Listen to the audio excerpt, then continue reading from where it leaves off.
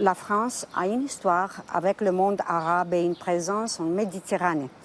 Quel rôle peut-elle jouer aujourd'hui à Gaza et dans la région?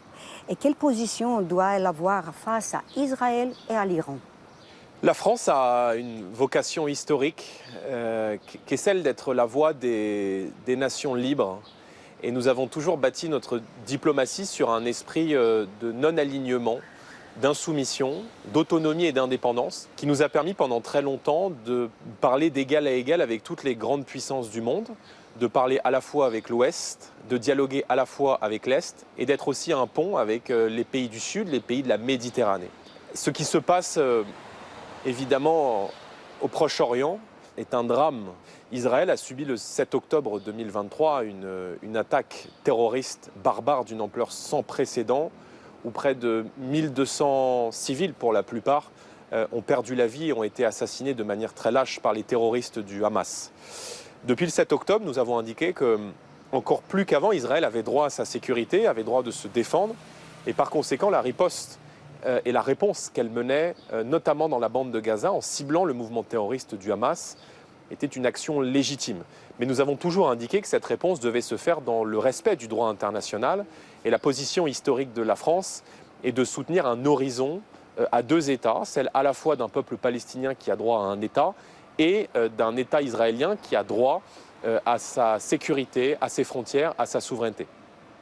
Il est vrai aujourd'hui que reconnaître un État palestinien est totalement impossible dans la mesure où reconnaître un État palestinien serait reconnaître une organisation terroriste comme le Hamas. La Grèce accueille des gens qui fuient la guerre.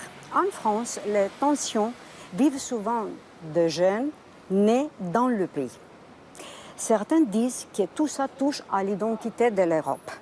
Ce sont des situations pareilles, selon vous, ou pas du tout? Et que peut faire l'Europe? La France est un pays qui subit depuis 30 ans une immigration de fait accompli. Après la Seconde Guerre mondiale, il y a eu en France des générations d'immigrés, d'étrangers qui sont arrivés en France, dont ma famille, et qui ont fait un effort très important pour devenir français à part entière, pour apprendre la langue, pour s'approprier la culture, pour travailler, pour respecter l'État qui a accueilli ces personnes-là. Aujourd'hui, on se rend compte que les nouvelles générations qui arrivent ne respectent pas nécessairement cet effort très exigeant d'intégration et d'assimilation. Et il y a beaucoup aujourd'hui de gens qui arrivent dans notre pays qui n'arrivent pas à s'intégrer ou qui ne veulent pas faire cet effort de s'intégrer. Je considère que la France doit aujourd'hui reprendre le contrôle de ses frontières, mettre fin à l'immigration légale et clandestine, en tout cas la réduire au strict minimum, mettre fin au regroupement familial et mettre en place une protection aux frontières françaises et européennes pour nous permettre de contrôler l'immigration.